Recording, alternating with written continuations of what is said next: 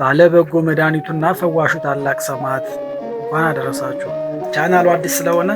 ሁላችሁም ሰብስክራይብ አድርጋችሁ በመጀመር ቪዲዮውን ላይክ በማድረግ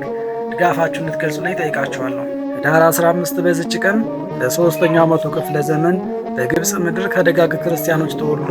ገና በልጅነቱ የቅድስና ሕይወትን ያጣጣመ ሁሉም ሰው ዘንድ እጅግ ተወዳጅና ተናፋቂ የነበረ ምድራዊ ክብርን፣ ሹመት፣ ሽልማትን ንቆ በጾምና በጸሎት ተወስኖ የኖረ በግብፃውያን ክርስቲያኖች ዘንድ ትልቅ ቦታ የሚሰጠውና እጅግ ተወዳጅ የሆነ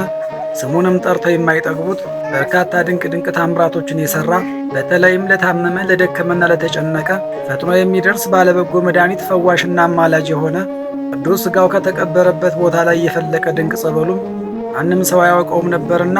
በአካባቢው በግን የሚጠብቅ አንድ እረኛ ተርታ ውሃ መስሎት የተጠሙ በጎችን ባጠጣቸው ጊዜ በመካከላቸው ታማ የነበረች አንድ በግ ውሃ በመነከሯ ስለዳነች እረኛው በጣም ተገርሞ ሌሎችን በሽተኛ በጎች አመጡን በነከራቸው ጊዜ ከበሽታቸው ይዳኑ፣ የታመሙ ሰዎችም እየመጡ ሲጠመቁ ከበሽታቸው የተፈወሱ፣ የጸበል ፈዋሽነት ወሬም ንጉሡ ደርሶ ለብዙ ዘመን ታማ የነበረች ሴት ልጁን ከሰራዊት ጋር ልኮ ባስጠመቃት ጊዜ ከበሽታዋ የተፈወሰች የቅዱስን ማንነት ለመገንዘብ ብላ ሱባኤም በያዘች ጊዜ ታላቁ ሰማዕት በራእይ ተገልጦላት ቅዱስ ሥጋው የተቀበረበት ቦታ እንደሆነ የጠቆማትና ይህንን የሰማ ንጉሡም ቦታውን እጅግ አክብሮ ከበረሃነት ወደ ከተማነት የቀየረውና ጸበሉ ባለበት ቦታ ላይም ለስሙ ታላቅ ቤተ ክርስቲያንን ሰርተው አንጸው ያከበሩለት በመጨረሻም አረማውያን ክርስቲያን ስለሆነ በግፍ የገደሉትና የሰማዕትነትን ክብር የተቀዳጀ የስሙ ትርጓሜ ታማኝና ብሩክ ማለት የሆነ ታላቁ ሰማዕት ቅዱስ ሚናስ ወይም ማር ሚና በዚች ቀን ዓመታዊ በዓሉ ይከበራል።